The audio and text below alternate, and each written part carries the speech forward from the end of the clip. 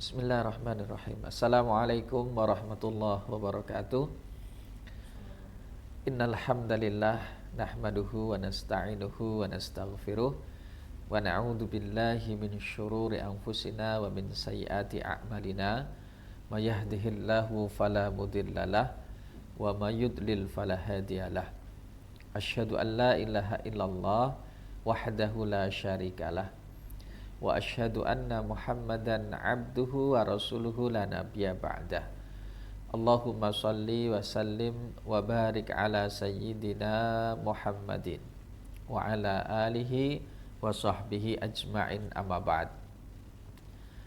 Para pemirsa Wonogiri TV yang insyaallah dirahmati oleh Allah Subhanahu wa taala, alhamdulillah pada kesempatan kali ini kita bisa melanjutkan kembali kajian kitab Risalah Al-Mustarsyidin karya Al-Imam Haris bin Asad Al-Muhasibi rahimahullah ta'ala. Nafa'anallahu bihi wa bi ulumihi fid dharaini wa jazahullahu anna khairan. Bismillahirrahmanirrahim. Wa'mal, dan beramalah atau bekerjalah, amala rajulin, amalnya seorang laki-laki, ya'lamu, yang ia tahu, annahu mujazan bil ihsani, bahwasanya dia itu pasti akan mujazan, mendapatkan balasan, bil ihsani, atas kebaikan yang dikerjakannya, ma'khudun bil ijromi, dan akan dihukum dengan kejahatan atau keburukan yang dilakukannya. Ya, ini cukup menarik sekali. Ada kata-kata ya'lamu, jadi bekerjalah, berbuatlah amalan seorang laki-laki atau orang yang mengetahui, ya'lamu, ya, benar-benar tahu bahwasanya dia akan mendapatkan balasan atas kebaikannya. Demikian juga memperoleh balasan atas keburukan yang dia lakukannya. Mengapa kok kemudian mengetahui dan paham betul, dalam bahasa mengilmui atau meyakini? Karena memang dalam kehidupan kita sehari-hari, orang berbuat baik itu seringkali respon tidak selalu kadang seperti yang diharapkan. Ekspektasi orang kan umumnya orang berbuat baik itu akan mendapatkan timbal balik kebaikan yang serupa. Tapi pada kenyataannya dalam kehidupan kita sehari-hari, orang berbuat baik itu kadang-kadang juga mendapatkan balasan respon yang tidak baik. Maka dari itu ini harus diyakini betul bahwa ketika kita berbuat baik pasti akan mendapatkan balasan kelak di hadapan Allah atas kebaikan yang kita kerjakan. Sehingga inilah yang disebut dengan ar-roja. Jadi harapannya harapan kepada Allah, supaya kita tidak kemudian kecewa bahwa kebaikan kita harus diganjar dengan kebaikan yang serupa di dunia ini. Tetapi yakinkan bahwa apa yang kita lakukan dari sekecil apapun kebaikan pasti akan diganjar. Tidak kemudian di dunia, tetapi pasti di akhirat kelak. Kadang di dunia responnya juga tidak mesti adalah sebuah kebaikan yang serupa.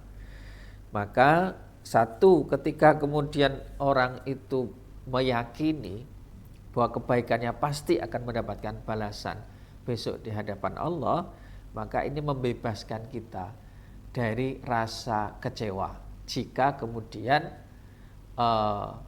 respon dari kebaikan yang kita lakukan itu tidak sesuai dengan ekspektasi kita. Yang kedua, tentu saja hidup di dunia ini adalah dalam bahasanya golek sangu atau mencari bekal. Jadi kebaikan-kebaikan yang kita lakukan itu sesungguhnya adalah tabungan yang akan kita petik besok di hari akhirat. Jadi kalaupun di dunia ini kita belum mendapatkan hasil dari kebaikan itu, maka yakinkan bahwa sesungguhnya kita sedang golek sangu, ya. Kita sedang kemudian mencari bekal untuk besok dari akhirat kelak. Lalu kemudian ketika ma'khudun bil ijromi, meyakini bahwasanya ketika kita melakukan keburukan itu pasti juga akan mendapatkan balasannya atau hukumannya, maka ini menjadi kontrol. Ini yang masuk sayap khauf, rasa takut.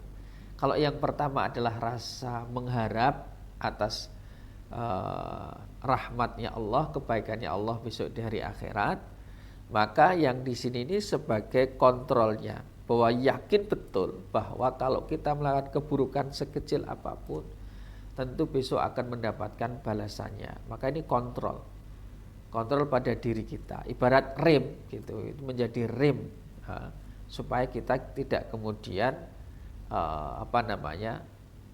terperosok dalam kemaksiatan, terperosok dalam keburukan. Karena keyakinan kita bahwa sekecil apapun juga sebuah keburukan yang kita lakukan pasti besok juga akan mendapatkan balasannya. Dan ini menjadi jalan pulang ya, syarat jalan pulang kita nanti untuk menjadi lebih tenang. Sangu tadi itu atau bekal itu tadi itu bekal yang menenangkan.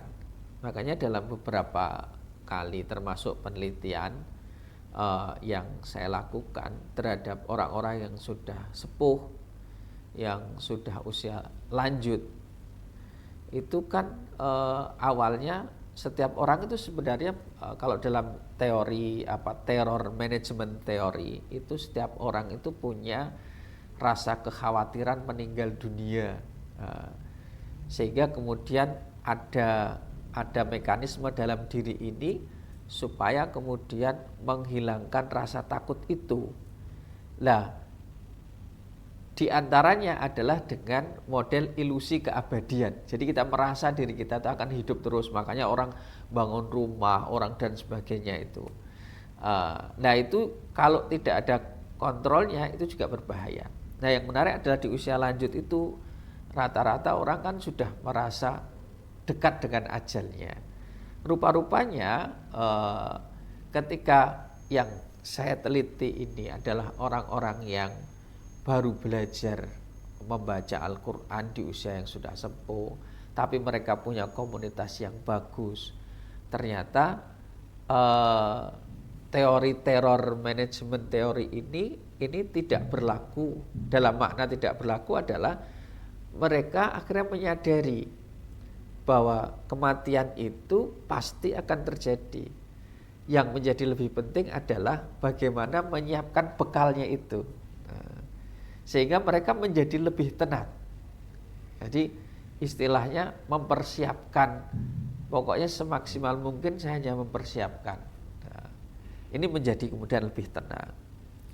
Baik, lalu kemudian dilanjutkan, wa adim syukrallahi waksur min amalika. Wa adim dan langgengkanlah syukrallahi, rasa bersyukur kepada Allah, waksur dan pendekkanlah min amalika, dari harapan-harapan atau keinginan-keinginan atau angan-anganmu ya. Jadi dipendekkanlah angan-anganmu, istilah begitu. Jadi ini juga menjadi satu kesatuan untuk berjalan kita menuju pulang kepada Allah itu. Maka dalam kehidupan kita sehari-hari tentu banyak sekali hal-hal yang menghambat, hambatan-hambatan untuk menjalani dalam hidup ini. Maka di sini Syekh Haris bin Asad Al-Muhasibi rahimahullah ta'ala itu mengatakan, langgengkanlah rasa bersyukurmu kepada Allah dan pendekkan angan-anganmu. Ini menarik sekali. Jadi begini, puncak kehilangan kebahagiaan kita, ketenangan kita itu adalah ketika hilang rasa bersyukur kita kepada Allah. Kenapa kok begitu? Iya, karena umumnya orang itu ketika kehilangan rasa bersyukurnya, kehidupannya menjadi gundah gulana, menjadi gelisah. Di antara yang menghilangkan rasa syukur itu adalah orang yang hanya fokus pada kekurangannya, orang yang hanya fokus pada hal yang hilang dari dirinya, tapi dia tidak melihat yang tersisa dalam dirinya. Lalu kemudian membandingkan dengan yang ada pada orang lain. Nah, itu satu problem. Kenapa orang kemudian kehilangan rasa syukurnya? Karena dia fokus pada yang hilang. Dia fokus pada yang kurang. Maka untuk melanggengkan itu, maka untuk melanggengkan rasa bersyukur, bukan melanggengkan fokus itu, fokus keburukan itu. Maka kalau dalam bahasanya Syekh Haris Al-Muhasibi itu diantaranya juga memperpendek angan-angan.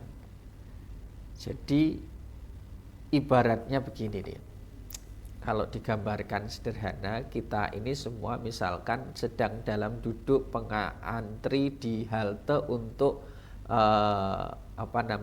menunggu jemputan bis. Masalahnya jemputan bis itu adalah bis kematian. Kan hidup kita ini kan hanya menunggu kematian saja.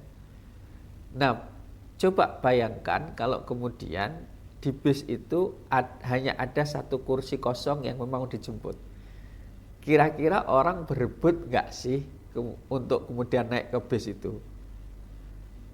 Pasti nggak ada yang mau berebut. Atau jonggrok-jonggrokan, kamu dulu. Nah, dalam kehidupan kita sehari-hari itu kadang-kadang yang sering tidak disadari adalah ketika orang kemudian jongkrok-jongkrokan, ketika kemudian orang sikut-sikutan, ketika orang membenci satu dengan yang lainnya, itu umumnya berkaitan dengan masalah duniawi, tapi lupa bahwa setiap orang pasti akan menunggu bis jemputan itu. Yang kadang-kadang kalau dalam bahasa, kalau bis jemputan kita udah tahu jamnya sih tidak masalah, masalahnya kita nggak tahu kapan kemudian bis itu kemudian datang. Tapi yang pasti dia akan datang, itu pasti. Makanya kalau kemudian hidup kita itu hanya kita fokuskan pada sesuatu yang hilang atau wujud yang hilang, itu yang membuat rasa bersyukur kita menjadi tidak ada. Makanya berikutnya para ulama mengatakan jangan lihat wujud yang hilang, tapi lihatlah kepada pemberinya. Kalau melihat pada pemberinya, maka dia akan tetap terus. Karena wujud yang diberikan, anugerah, katakanlah mobil, katakanlah sepeda motor baru. Kalau dia rusak kan kita kecewa, karena kita melihat wujudnya. Tapi kalau lihat kepada yang memberinya, wujud itu bisa hilang, wujud itu bisa rusak. Tapi yang memberinya tidak akan pernah rusak. Yang memberinya akan terus ada. Nah, itu yang kemudian bisa membawa dampak pada rasa bersyukur kita kepada Allah sebagai pemberinya. Jadi fokusnya kepada pemberinya. Lalu kemudian kalau ingin rasa bersyukur itu tetap langgeng, kita buat secara sederhana saja jurnal bersyukur dari hal kecil dalam kehidupan kita sehari-hari. Misal hari ini misalkan saya sudah diberi minum oleh Allah seteguk air yang kita rasakan, alhamdulillah. Hari ini saya masih berada dalam lingkup keluarga yang menghangatkan suasana, alhamdulillah. Hari ini saya masih bisa mengangkat tangan saya untuk bertakbir kepada Allah. Jurnal bersyukur tuh hanya berapa menit aja ditulis saja, diingat. Itu akan melanggengkan rasa bersyukur kita. Lalu kemudian untuk melanggengkan itu puasa mengeluh dengan cara mencari celah yang negatif dirubah menjadi positif. Contoh nih, kalau misalkan panas sekali kondisi di luar gitu ya, lalu kemudian kita akan mengeluh, maka cari celah positif. Alhamdulillah cepat kering jemurannya.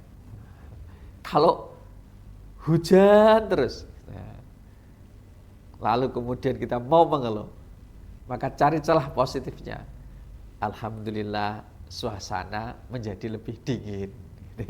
Jadi apa saja yang bisa kemudian kita ambil celah untuk kemudian berpositif, itu akan menjadi lebih baik. Jadi puasa untuk mengeluh. Alhamdulillah masih punya teman yang mau berbagi. Bahkan kalau dalam konteks sufistik ya, kok ada teman yang membenci, kok ada teman yang kemudian menjauh. Itu orang-orang sufi itu malah bersyukur. Kenapa kok bisa begitu? Jadi supaya tidak kehilangan rasa bersyukur itu. Kok bisa, bagaimana caranya bersyukur? Orang dibenci manusia kok gitu. Malah justru kemudian bersyukur itu gimana? Jadi satu, nah, kalau bagi mereka itu begini. Jadi ketika kemudian ada orang yang membenci, ada orang yang kemudian menjauh, maka kita sedang disadarkan bahwa posisi kita ini adalah manusia, makhluk yang lemah, tidak bersandar kepada manusia. Orang yang dulu baik sekali, tiba-tiba kemudian berubah. Dan manusia itu Ibnul Aghyar. Manusia itu makhluk yang paling gampang berubah sekali. Diterpa oleh satu keadaan dia bisa berubah. Makanya bersandar kepada sesuatu yang berubah itu sebuah kekonyolan. Bersandar kepada sesuatu yang tidak tetap itu adalah sesuatu hal yang merugikan. Makanya ketika kalau ada orang yang membenci, udah itu sebagai cermin untuk kesadaran kita bahwa kita tidak bersandar, kita itu makhluk lemah, tidak berekspektasi pada manusia. Satu. Kemudian yang kedua, orang sufi itu ada kata-kata yang unik sekali ya. Ini misalkan kita ambil dari kata-katanya Syekh Ibnu Athaillah As-Sakandari dalam kitab Al-Hikam ya. Jadi beliau mengatakan begini, innama ajrul adza ala aidihim kaila takuna sakinan ilaihim. Sesungguhnya kalau Allah itu ajrul adza, menimpakan sesuatu yang menyakitkan, dibenci orang, dimaki orang, tidak disukai oleh orang. Jadi itu kaila takuna sakinan ilaihim, supaya kita tidak bersandar pada mereka. Supaya kita tuh nggak bersandar pada mereka. Jadi arada ayuz'ijaka an kulli syai'in hatta la yasghalaka anhu syai'. Jadi Allah itu menginginkan supaya kamu itu menjauh dari segala sesuatu sehingga la yasghalaka anhu syai'un. Jadi supaya terus kemudian tidak kita itu sibuk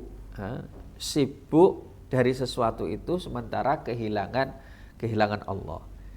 Nah ini contoh gambaran sederhana sekali ya. Jadi sesungguhnya dalam tanda kutip Allah itu mungkin bisa cemburu terhadap diri kita. Jadi kalau ada orang yang membenci kita, misalkan ini ada mbak-mbaknya di sini, ada teman yang dulu baik banget, tahu tiba-tiba kemudian berubah. Yang nggak tahu mungkin kenapa gitu, mungkin ada hal-hal yang lalu kemudian dia membenci, maka sesungguhnya kalau dalam bahasa Ibnu Athaillah itu supaya perhatian kita itu dikasih yang seperti itu oleh Allah, itu supaya perhatian kita itu kembali kepada Allah. Karena kalau kita itu nanti nyaman dengan dengan makhluknya, kita menjadi lupa dengan Allah. Akhirnya sering bersandar kepada makhluknya, bersandar pada teman kita, bersandar kepada yang kita sudah pasti bahwasanya mereka ini tidak memiliki kekuatan apa-apa tanpa izin Allah. Jadi ya santai aja kalau kemudian ada orang membenci kita. Yang ketiga ini kalau orang sufi begini, ada yang disebut sebagai apa istilahnya ya, Anda nggak usah perlu berkeringat tapi sudah dapat kebaikan. Ada orang yang kemudian buruk pada kita, itu kan biasanya selalu membicarakan keburukan kita, membicarakan kekurangan kita. Itu kayak kita itu sedang nabung tapi nggak usah pakai duit kita. Santai sendiri, tapi duit udah ngalir. Kalau kita punya kos-kosan, lalu kemudian ada orang ngekos, itu kan kita punya kos-kosan. Ini kita nggak punya kos-kosan, tapi tiap bulan kelunding. Jadi kita nabung apa istilahnya? Nabung pahala dari orang-orang yang membenci kita, dari orang-orang yang memusuhi diri kita, dari orang-orang yang menjelek-jelekkan diri kita. Jadi kalau begitu kan kenapa kita tidak berterima kasih dengan orang-orang yang membenci kita gitu toh. Kenapa kita tidak berterima kasih terhadap orang yang selalu menjelek-jelekkan kita? Wong kita nggak ngapa-ngapain, dia bekerja untuk diri kita kok. Kita tidak harus kemudian sodakoh, kita tidak harus kemudian pergi haji, kita nggak harus kemudian yang sekiranya orang mampu melakukan kita nggak mau melakukan, tapi kita santai diam saja, justru kemudian kita tertransfer oleh pahala-pahala mereka. Kan mereka ngelakuin sholat, kan mereka ngelakuin puasa, kan mereka melakukan sedekah. Jadi kebaikan yang mereka lakukan itu tertransfer ke diri kita. Kan enak loh, gitu, nggak perlu ngelakuin itu. Ini contoh saja. Makanya kenapa ini tadi ada 3 hal. Kenapa kemudian kita harus tetap melanggengkan bersyukur, meskipun gitu ya, kadang-kadang dalam kehidupan kita yang tidak kita sukai pun kita tetap harus bersyukur. Nah ini cara pandang orang-orang sufistik itu memang unik sekali. Makanya kalau kemudian ada yang tidak enak, innama ajrul adza ala aidihim kaila takuna sakinan ilaihim. Jadi kalau kemudian Allah itu menimpakan yang tidak kita sukai di tangan mereka, itu supaya kita kemudian tidak sakinan, kita itu tidak bersandar pada mereka gitu, sandaran yang nyaman pada mereka. Jadi Allah ingin kamu tuh terganggu, supaya kemudian perhatianmu akhirnya kemudian kepada Allah. Ini dari kebaikannya Allah. Lalu berikutnya wazuril kuburo bihammika, dan ziarahilah kubur itu bihammika dengan renungan, dengan pikiranmu. Karena orang kadang ziarah kubur itu hanya fisiknya ziarah, fisiknya naruh kembang misalkan, tapi mungkin tidak dengan pikirannya, yang di sini disebut tudzakiroka al-mauta, yang membuat kamu kemudian teringat atas sebuah kematian. Maka ini menjadi sangat penting sekali ketika kita kemudian berziarah kepada kubur itu sampai pada satu kenyataan realitas, saya pasti akan sampai di sini juga.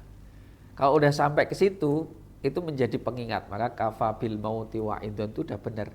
Jadi cukuplah kematian menjadi pengingat, ya, menjadi pengingat. Maka ziarah kubur itu sebenarnya bagus sekali. Hanya jadi permasalahannya adalah kadang-kadang tasyiul jenazah juga, kita ngikuti mengiringi jenazah itu juga bagian dari sunnah.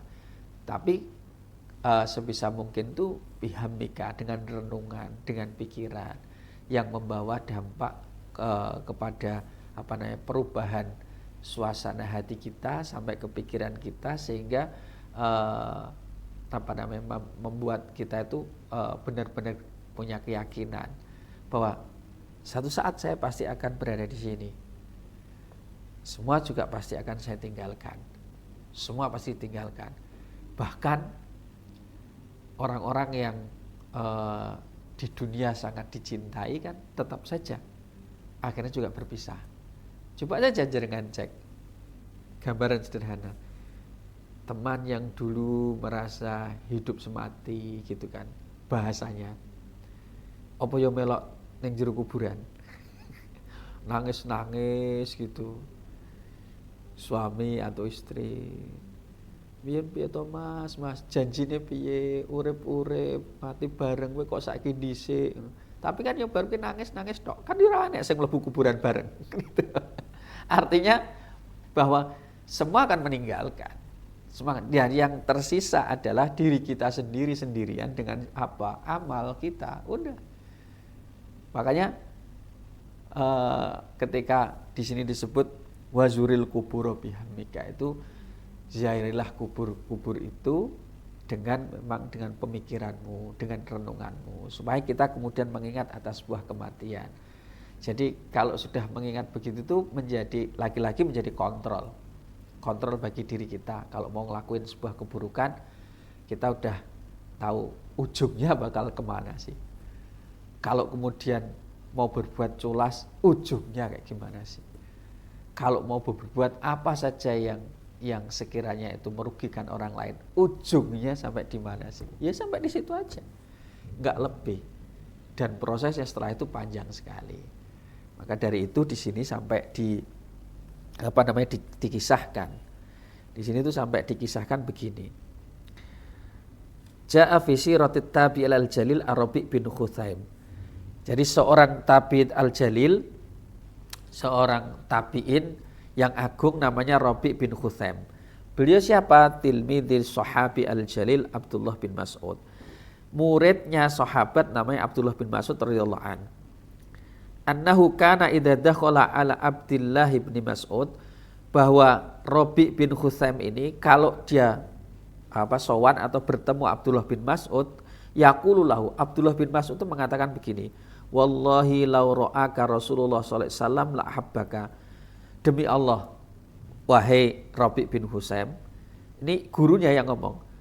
Karena gurunya kan Abdullah bin Mas'ud kan sahabat ketemu Rasulullah.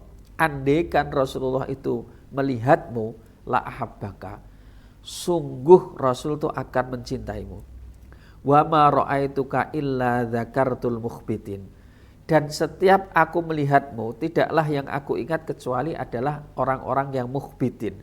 Mukhbitin itu kan dalam Al-Quran wa basyiril mukhbitin. Mukhbitin itu tanah yang rendah begini. Kalau dalam bahasa itu ada yang lembah. Jadi kalau dianalogikan sebenarnya orang yang tawaduk khusyuk itu seperti tempat yang rendah yang di sini nanti akan ada air. Air inilah yang kemudian menampung, yang memberikan manfaat kepada banyak orang. Dia kadang-kadang nggak begitu kelihatan. Tapi secara umum mukhbitin itu orang-orang yang khusyuk dan tunduk. Nah di dalam kisahnya itu begini. Kisah tentang biografi Rabi' bin Khuthaim. Suatu ketika Rabi' bin Khuthaim ini sedang berjalan ila Syati'il Furat, ke sungai Efrat. Famarra bitilka al-haddadin. Famarra bitilka al-haddadin. Maka keduanya itu melewati pandai besi. Nah ketika melewati pandai besi, Rabi' ini melihat api yang menyala-nyala itu dengan kobarannya yang sedemikian rupa. Lalu dia tuh membaca ayat Al-Quran. Idza ra'athum min makanin ba'idin sami'u laha taghayyuda wa zafira. Taghayyuda wa zafira. Ketika mereka melihat dari jarak jauh, itu akan melihat seperti kemarahan dan suara hembusan. Api itu kan gitu toh, seperti jaringan jus gitu kan, ada suara wus terus kemudian bulat-bulat itu. Nah itu dilihat dari jauh itu seperti itu. Maka kemudian ketika setelah selesai baca ayat itu, langsung wa kharra maghsyian, jatuh pingsan. Ketika jatuh pingsan ini, lalu kemudian Abdullah bin Mas'ud ini bangunkan, ya Rabi' falam yujibhu. Itu enggak bangun. Pergilah Abdullah bin Mas'ud ini untuk sholat duhur, menjadi imam bagi orang-orang.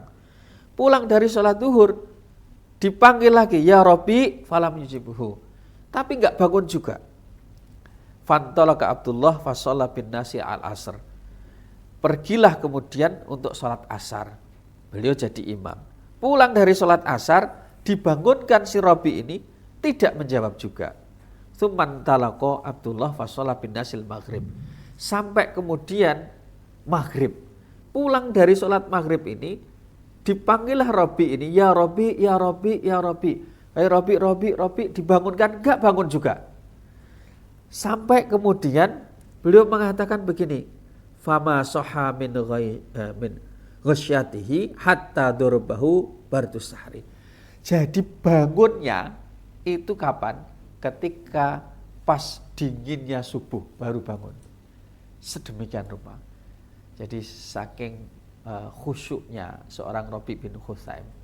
Maka orang yang uh, ziarah kubur itu pasti orang-orang yang dengan betul-betul kemudian perenungannya, maka dia akan menjadi satu sosok yang tentu akan sangat berbeda sekali, karena dia tahu persis bahwa kematian itu pasti nyata dan setelah itu prosesnya panjang sekali. Nah, yang menjadi pertanyaan karena tema kita itu kan jalan pulang yang tenang. Loh, kok justru tadi itu pingsan? Gimana kita mau jalan pulang kok menjadi tenang kalau seperti ini? Begini, dalam konsepnya, dalam Islam itu tidak ada dua keamanan, rasa aman dan dua ketakutan yang saling bergabung menjadi satu. Orang yang di dunianya itu takut kepada Allah, kekhawatirannya luar biasa, itu besok dia akan merasakan rasa aman dan nyaman di akhiratnya. Tapi sebaliknya, orang yang santai-santai merasa aman saja, melakukan apa saja di dunia, yakinkan besok dari akhirat dialah orang yang paling ketakutan. Makanya yang dimaksud jalan tenang, jalan pulang yang tenang itu adalah justru ketika kita di dunia ini betul-betul punya alat kontrol kekhawatiran. Yang kedua juga jangan lupa rojak, kita berharap kepada Allah atas rahmatnya. Dan yang kedua kontrolnya tadi rasa takut, supaya kita punya kontrol diri agar tidak jatuh kepada hal-hal yang diharamkan. Saya rasa itu yang bisa saya sampaikan. Mudah-mudahan sedikit dari kajian pada kesempatan kali ini bisa memberikan kebaikan terutama kepada diri saya sendiri dan juga yang hadir pada kesempatan ini, dan juga para pemirsa Wonogiri TV yang dirahmati Allah. Demikian kurang lebihnya, mohon maaf. Wallahul muwafiq ila aqwamit thoriq. Wassalamualaikum warahmatullahi wabarakatuh.